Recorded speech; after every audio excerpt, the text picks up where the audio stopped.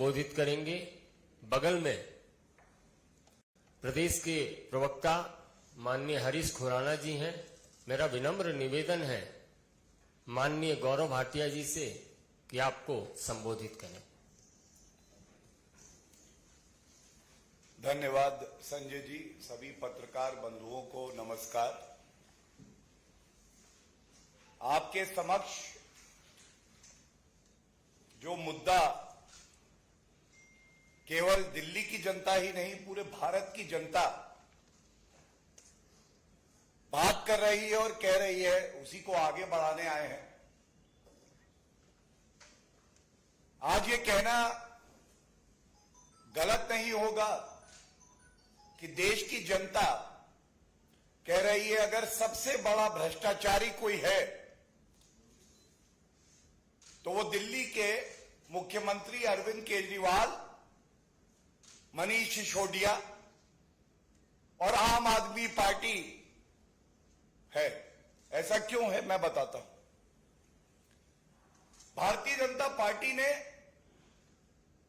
दिखाया कि एक विपक्ष की भूमिका सकारात्मक रूप से जनता के सवाल कैसे मजबूती से उठाकर अपनी जिम्मेदारी का निर्वहन किया जाता है। सवाल क्या पूछे? सवाल पूछे कि अगर आम आदमी पार्टी की आबकारी नीति सही थी तो वापस क्यों ली गई? जवाब आया, विदेशी समाचार न्यूयॉर्क टाइम्स पत्रिका कहती है कि आम आदमी पार्टी का शिक्षा मॉडल बड़ा अच्छा है। सवाल पूछा अरविंद केजरीवाल जी, कोविड की दूसरी लहर आई, श्री नरेंद्र मोदी जी के नेतृत्व में भारतीय जनता पार्टी पूरे देश की जनता के साथ खड़ी हो गई, दवाई सुनिश्चित करी, अस्पताल में बेड हो, ऑक्सीजन मिले। दिल्ली के मुख्यमंत्री की कलम को, जिसको स्वास्थ्य, चिकित्सा, दवाई, बेड और ऑक्सीजन पर ध्यान देना था, अरविंद केजरीवाल की भ्रष्टाचारी कलम आबकारी नीति पे दस्तखत करने में लगी थी। मनीष सिसोदिया वो अकाउंटेंट बन के ये देख रहे थे कि आम आदमी पार्टी के खजाने में जनता के पैसे की कितनी लूट आएगी। ब्लास्ट हो रहा है, मेरे तो बहुत कम आ रहे हैं। और एक बात कहना गलत नहीं होगा, इनका बीच में ब्लास्ट हो रहा है। आज भारत की जनता कह रही है आप नहीं पाप है, भ्रष्टाचारियों का बाप है और जनता के लिए अभिशाप है। सर ऑडियो खराब है सर। ऑडियो ठीक है? बहुत डिस्टर्बेंस है सर पूरी ऑडियो में। ऑडियो ठीक है? अरे भाई उसका माइक से क्या सुनो उनको कह दो यहाँ पे खड़ी जगह रोक दे दीजिए, ठीक है? इसलिए रोके, साउंड खराब आ रहा है। ऑडियो ठीक आ रहा है? कहां से शुरू करें? शुरू से सर। आज ये कहना गलत नहीं होगा, भारत की जनता कह रही है आप नहीं पाप है, भ्रष्टाचारियों का बाप जनता के लिए अभिशाप है। अरविंद केजरीवाल और मनीष सिसोदिया। आज ये सवाल पूछा जाएगा, अरविंद केजरीवाल जी का उत्तर अभी तक जो आया है, मनीष सिसोदिया जी का उत्तर आया है, वो कहते हैं कि 2024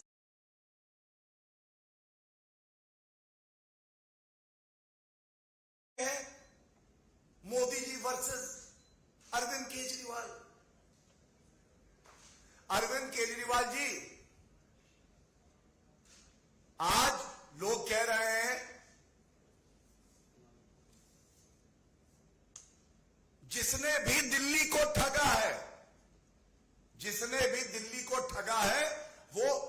केजरीवाल का सगा है। और मत भूलिए, ऐसी बड़ी बड़ी बातें, शेख चिल्ली वाली बातें आपने पहले भी करी थी। बनारस गए थे, मुंह की खाई थी। उत्तर प्रदेश में जमानत जब्त हो जाती है आपकी। उत्तराखंड, गोवा में क्या हुआ हम सब जानते हैं। आज जो सवाल पूछे जा रहे हैं, अरविंद केजरीवाल जी की नाक के नीचे भ्रष्टाचार हुआ, आपने होने कैसे दिया? जब समय था जनता के आंसू पोंछने का, तब आप घोटाला करके आबकारी नीति क्यों ला रहे थे? क्या जनता की चिंता आपको नहीं है?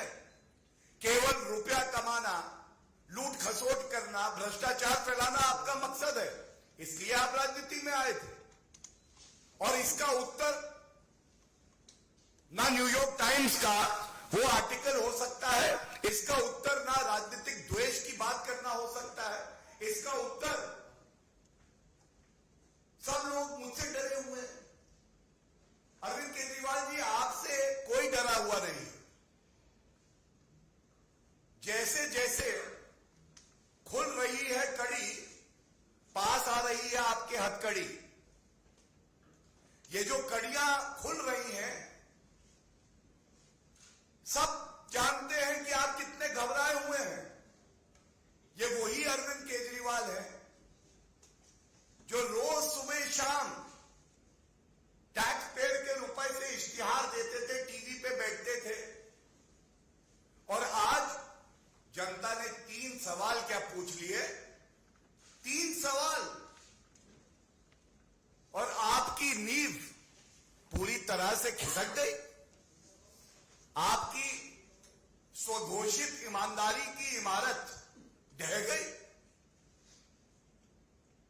मैं पुनः एक बात कहूंगा, अरविंद केजरीवाल जी, आपको जनता को जवाब देना चाहिए। आपने प्रथम दृष्टया भ्रष्टाचार किया, बड़ा घोटाला किया, यह आपत्तिजनक है, चिंताजनक है। लेकिन सवाल मैं नैतिकता का उठाता हूं। दिल्ली वासियों की जान इसलिए गई क्योंकि जब दिल्ली के मुख्यमंत्री को कोविड की दूसरी लहर में यह सुनिश्चित करना था कि दवाई मिले, बेड मिले, ऑक्सीजन मिले, तब आप ठेकेदारों से मिलकर यह तय कर रहे थे कि वो कितनी कमाई करेंगे और आपके पास वापस कितना आएगा। यह राजनीतिक नैतिकता का प्रश्न है। दिल्ली में शराब कुछ दिन ना बिकती, चल जाता, लेकिन आम आदमी को उसकी सांसें मिल जाती, यह जरूरी था, यह कर्तव्य था आपका। संविधान की शपथ इस बात की ली थी। इसके साथ मैं देखता हूं बार बार प्रेस कॉन्फ्रेंस हो रही है, और बहुत दुख हुआ मैंने जब मनीष सिसोदिया जी की प्रेस कॉन्फ्रेंस देखी और उन्होंने कहा, भारतीय जनता पार्टी वाले कह रहे हैं हजारों करोड़ रुपए का घोटाला हुआ है, लेकिन एफआईआर कह रही है केवल 1 करोड़ का घोटाला है। आप इनकी नीयत और सोच देखिए। घोटाले का भी जस्टिफिकेशन यह है कि यह छोटा 1 करोड़ का घोटाला ही लिखा है। तो मैं 2 बातें मनीष सिसोदिया जी आपको मुफ्त की सलाह दे देता हूं। पहली बात, जो एफआईआर में लिखा गया है ना, यह कोई इंसाइक्लोपीडिया नहीं होता है। ये जो पूछताछ हो रही है, जो तथ्य सामने आ रहे हैं, हर भारतीय को यह यकीन है कि जांच एजेंसी अपना काम कर रही है और सत्य बाहर आएगा। और मैंने कहा ना, जैसे जैसे जुड़ेगी कड़ी, वैसे वैसे पास आएगी हथकड़ी। और दूसरी बात, घोटाला 1 रुपए का हो या 1000 करोड़ का हो, सवाल आज आपकी ईमानदारी का है। आपने जनता के पैसे से अपनी तिजोरी क्यों भरी? जब आप ये कहते हैं कि 1 करोड़ का केवल घोटाला लिखा है सीबीआई की एफआईआर में, तो आप कहीं ना कहीं ये कह रहे हैं घोटाला तो हुआ, लेकिन उतना बड़ा नहीं हुआ जितना भारतीय जनता पार्टी कह रही है।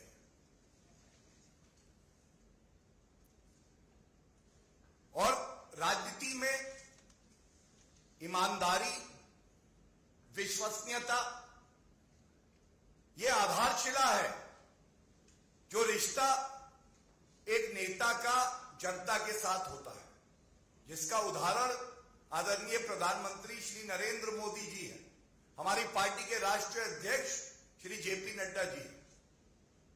आपने उस विश्वसनीयता को तोड़ा है, इसलिए यह सवाल पूछे जा रहे हैं। और इस मंच का सदुपयोग करते हुए आदित्य गुप्ता जी भी यहां हैं, संजय जी भी यहां पे हैं, हरीश जी भी हैं। मैं चुनौती देता हूं अरविंद केजरीवाल जी, अगर आप में थोड़ी सी नैतिकता बची है, 24 घंटे के अंदर, 24 घंटे के अंदर, यह समय बहुत है एक ईमानदार के लिए, आप केवल यह बताइए कि अगर आपने घोटाला नहीं किया तो आबकारी नीति वापस क्यों ली? 144 करोड़ की छूट आपने क्यों दी, जिससे कि सरकार के कोष को घाटा हुआ? 30 करोड़ का जुर्माना आपने माफ क्यों किया? और अगर आप, जैसा आप कहते हैं, कट्टर ईमानदार हूं और यह राजनीतिक द्वेष का मामला है, न्यायालय जाइए, न्यूयॉर्क टाइम्स नहीं, न्यायालय जाइए, मामला रद्द कराइए। हम भी सराहेंगे कि हमने जो आरोप लगाए उनमें सत्यता नहीं थी, यह मामला हम में है। और अरविंद केजरीवाल जी, आप अपना मॉडल बताते हैं, मैं एक बात जरूर कहूंगा, आज अरविंद केजरीवाल मॉडल का मतलब है आईएसआई मार्क की गारंटी से ज्यादा बड़ी गारंटी अरविंद केजरीवाल की करप्शन गारंटी। अरविंद केजरीवाल की करप्शन गारंटी, आया हूं तो कुछ तो घोटाला करके जाऊंगा।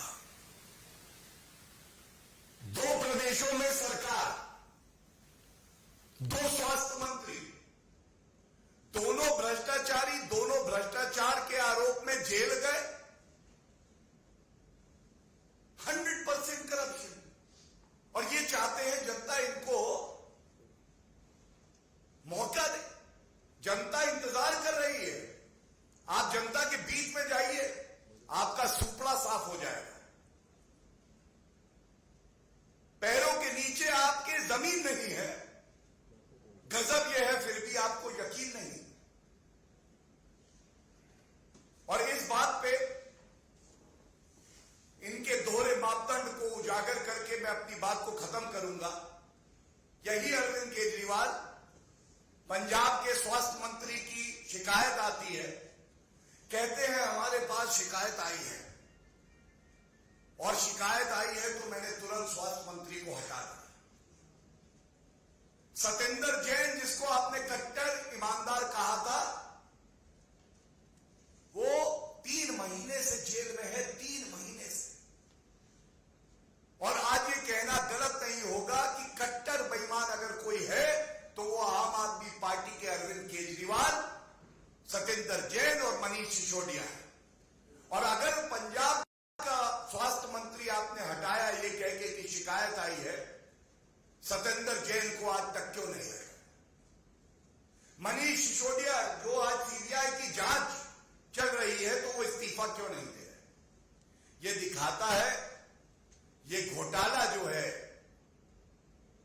ये रुकता नहीं केवल मनीष सिसोदिया उर्फ एक्यूज्ड नंबर 1 पर, यह घोटाला जाता है भ्रष्टाचारी नंबर 1 अरविंद केजरीवाल के दरवाजे तक। और सीबीआई हो या कोई भी जांच एजेंसी हो, ये टीवी पे आकर दलील देना बंद करिए। एक बात जान लीजिए, कोई भ्रष्टाचारी होगा तो बख्शा नहीं जाएगा। कानून से ऊपर कोई नहीं है, और अरविंद केजरीवाल जी, आप भी कानून से ऊपर नहीं है। गलत अगर किया है तो अब आपके दिन जो बचे हैं वो गिनती के बचे हैं। धन्यवाद। माननीय आदेश गुप्ता जी से कि आपको संबोधित करें। धन्यवाद संजय जी। सभी पत्रकार मित्रों को मेरा नमस्कार। आजाद भारत में, स्वतंत्र भारत में पहली बार ये देखा गया है कि वही शिक्षा मंत्री हैं और वही शराब मंत्री हैं। शिक्षा मंत्री भी वही है, शराब मंत्री भी वही हैं। और अभी गौरव जी बता रहे थे कि नई आबकारी नीति लाए, तो मैं बता देना चाहता हूं ये नई आबकारी नीति नहीं है, ये पापकारी नीति है, ये भ्रष्टाचारी नीति है, ये विनाशकारी नीति है, ये अत्याचारी नीति है, ये अनाचारी नीति है। ये दिल्ली में अरविंद केजरीवाल जो आबकारी नीति लाए हैं वो दिल्ली के लिए विनाशकारी नीति साबित हुई है, दिल्ली के लिए पापकारी नीति साबित हुई है, दिल्ली के लिए भ्रष्टाचारी नीति साबित हुई है।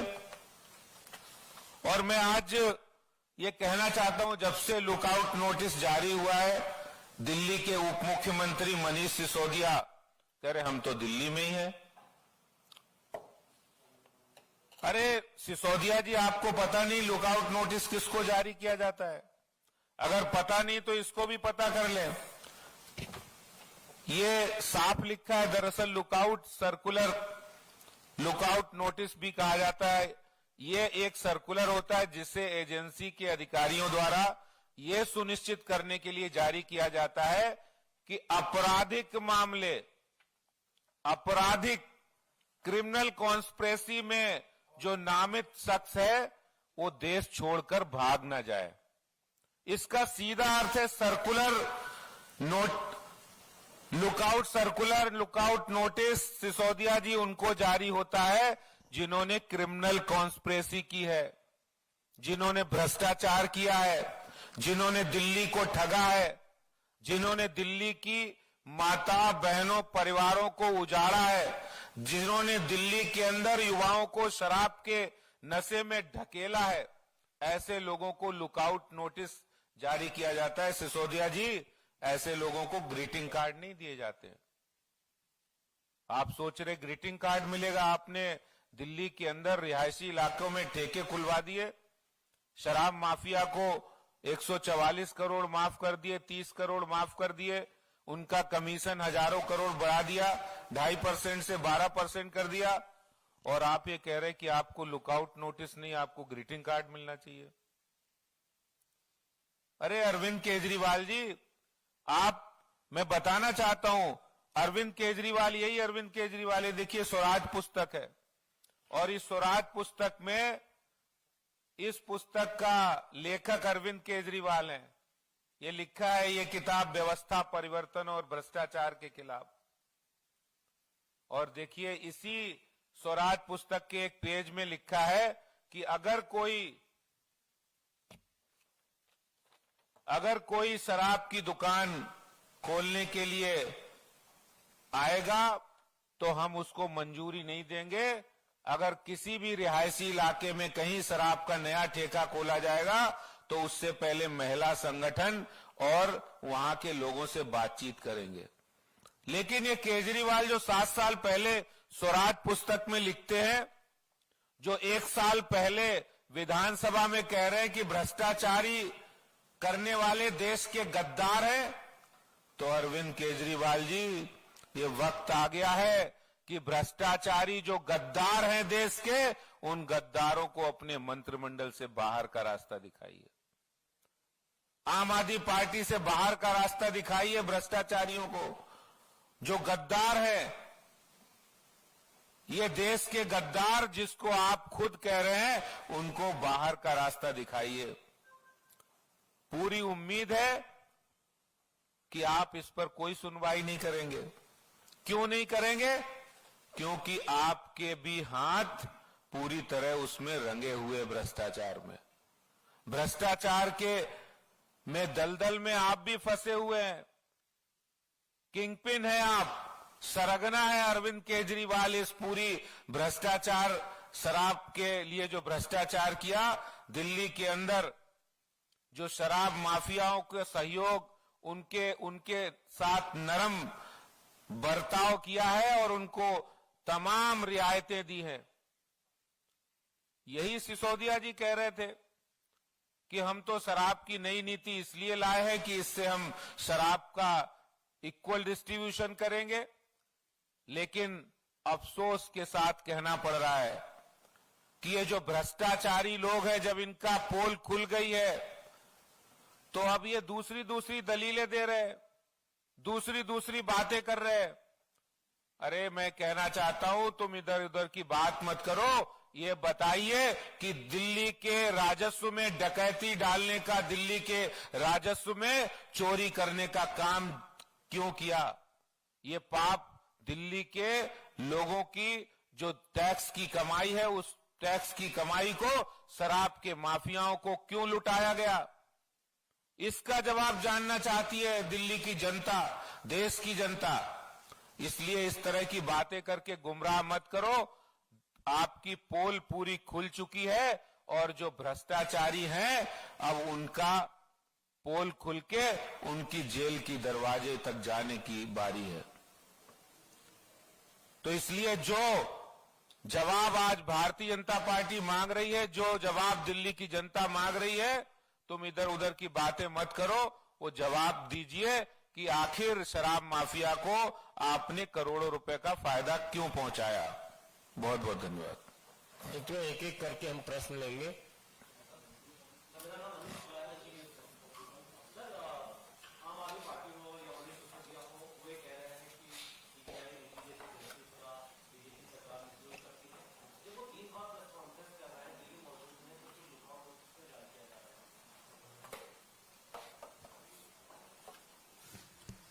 देखिए, जो प्रश्न आपने किया दो भाग में उसे बांटते हुए, ये नया फैशन है आजकल भारतीय राजनीति में, खासकर विपक्ष की पार्टियां जब देश को, प्रदेश को लूटते हैं, भ्रष्टाचार करते हैं, तो नहीं सोचते। जब कांग्रेस के शासन में जांच एजेंसियों को पिंजरे का तोता बनाया था, तब नहीं सोचा था। आज जब जांच एजेंसियां अपना काम करती हैं, भ्रष्टाचारियों को पकड़ती हैं, जनता का रुपया जो लूटा गया है वापस लाती हैं, तो कहा जाता है ये राजनीतिक द्वेष का मामला है। लेकिन ये सवाल जरूर पूछा जाना चाहिए अरविंद केजरीवाल, मनीष सिसोदिया, सोनिया गांधी, राहुल गांधी, रॉबर्ट वाड्रा, पी चिदम्बरम, कार्ति चिदम्बरम। आप लोग न्यायालय जाते हैं, वहां से ये मामले रद्द नहीं होते। ये जिस दिन एक फैसला सर्वोच्च न्यायालय या उच्च न्यायालय का दिखा देंगे कि ये न्यायालय ने कहा कि ये राजनीतिक द्वेष का मामला है, उसके बाद इनकी बात में कुछ वजन होगा। आज तो ये ओछी हल्की निंदनीय राजनीति कर रहे हैं, और ये कहना गलत नहीं होगा। ये सवाल अपने आप में बड़ा गंभीर है जब आप कहते हैं कि वो यही हैं, लुकआउट नोटिस क्यों जारी किया? एक ईमानदार जांच एजेंसी ईडी को इडियट बुलाइए। सीबीआई अपना काम कर रही है कि कुछ भी हो जाए, इन कट्टर बेईमानों को भागने नहीं देंगे। कानूनी प्रक्रिया के तहत लुकआउट नोटिस करती है। पूछा जाता है ये यही दिखाई दे रहे हैं, क्यों किया? क्योंकि कानून प्रक्रिया ये कहती है कि आप इस तरह से लुकआउट नोटिस जारी कर सकते हैं, और इसलिए किया गया। यह न्याय संगत है, उचित है। और देश में यह बदलना चाहिए कि अपनी जांच एजेंसियों पे सवाल उठाने के बजाय वो माइक अरविंद केजरीवाल के सामने रख के पूछा जाए, ये बताओ घोटाला किया क्यों? ये बताओ जनता का दुख जो तुम्हें हरना था, वो हरने की बजाय तुम करोड़ों को घोटाला क्यों कर रहे थे? कुंदन।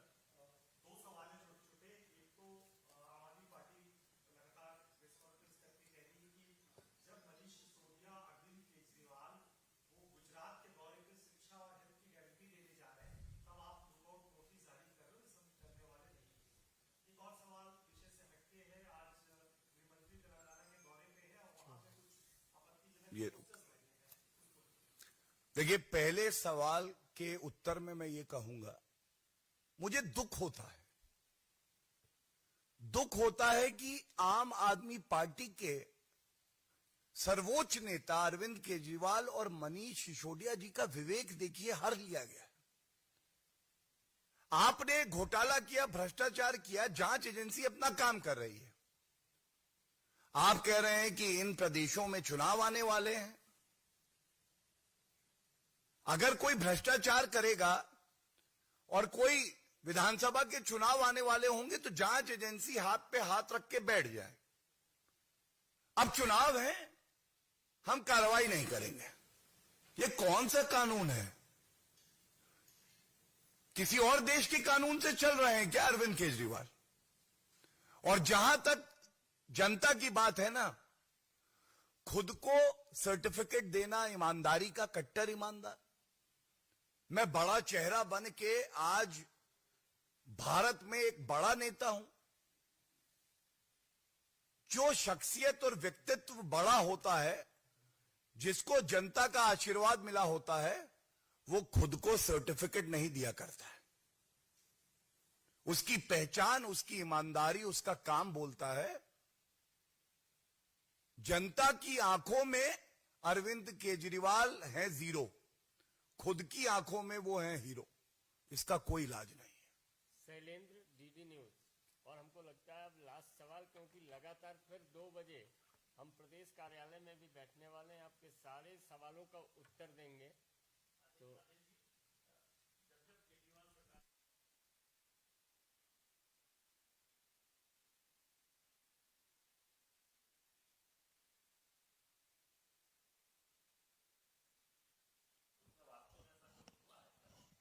देखिए, मैं एक ही बात कहूंगा कि अभी जो हायर एजुकेशन में और स्किल डेवलपमेंट में उन्होंने एक पॉलिसी निकाली दिल्ली में, जिसमें बच्चों को मदद करने के लिए बात कही। बड़ी अच्छी पॉलिसी थी, बनाई थी। पूरी देश और दुनिया में उन्होंने बड़े बड़े इश्तहार किए, एडवर्टीजमेंट किए। तो जब आरटीआई का जवाब आया कि भाई कितने बच्चों को आपने मदद की, तो 2 बच्चों को उन्होंने कहा कि हमने लोन दिया। लेकिन जब एक और आरटीआई लगाई तो यह आया कि अप्रूवल इसमें 2 बच्चों को दिया गया था कि 2 बच्चे पढ़ाई करें, लोन दिया गया। लेकिन जब आरटीआई दूसरी लगाई तो डिस्पर्सल 0 था। यानी 2 छात्रों की सहायता के लिए उन्होंने अप्रूवल दिया, लेकिन उनको सहायता प्रदान नहीं की गई। जब एक दूसरी आरटीआई लगाई तो इसी स्कीम का उन्होंने प्रचार इतना किया कि 19.5 करोड़ रुपया उस पर खर्चा किया। ये मैं नहीं कह रहा हूं, ये आरटीआई का जवाब है, मेरे पास आरटीआई भी है। तो सवाल ये उठता है कि दिल्ली सरकार स्कीम तो बहुत बनाती है। उन्होंने 39 स्कीम 7 वर्षों में ऐसी बनाई, 39 स्कीम, जो सिर्फ स्कैम तक ही सीमित रही, जिनका प्रचार के रूप में स्कैम हुआ, जनता तक वो पहुंची नहीं। तो ये एक बड़ा सवाल है। इसलिए उनका जो प्रचार तंत्र है, इससे पता लगता है, मैं एक नहीं अनेक स्कीम बता सकता हूं जिसमें उन्होंने स्कीम की वास्तविक ग्राउंड के लिए कितना खर्चा किया और करोड़ों में प्रचार के लिए खर्चा किया। तो सवाल उठता है कि ऐसा कुछ हुआ होता तो शायद दिल्ली के लोग अनुभव करते। अंतिम सवाल है। हाँ,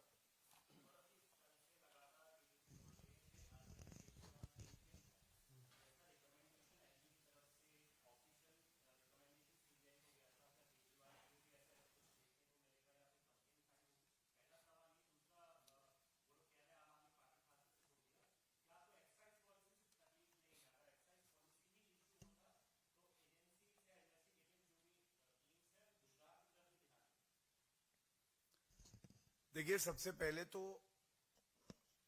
सिद्धांत के तौर पे मैं एक बात करूंगा। अगर अरविंद केजरीवाल जी ने भ्रष्टाचार को बढ़ावा दिया है, जो प्रथम दृष्टया प्रतीत होता है, ये जांच एजेंसियां जो है ना, ये अब पिंजरे का तोता नहीं है। ये अपना कार्य करेंगी और कानून की नजरों में अरविंद केजरीवाल जी भी एक सामान्य नागरिक हैं। दूसरा जो आपने कहा, बार बार इसे चुनाव से जोड़ के ये जो वक्तव्य दे रहे हैं, जिस तरह की भ्रष्टाचारी निकम्मा मुख्यमंत्री होने की छवि अरविंद केजरीवाल जी की बन गई है, उनके लिए ये अच्छा है कि जब तक रिपोर्ट कार्ड उनका जनता दे ना दे, और जिस दिन ये रिपोर्ट कार्ड आएगा वो ये जान जाएंगे कि आजाद भारत की राजनीति में सबसे भ्रष्टाचारी नेता कोई है जिसको सारे एफ मिले फेल, वो अरविंद केजरीवाल ही है। बहुत बहुत धन्यवाद। पुनः मिलेंगे।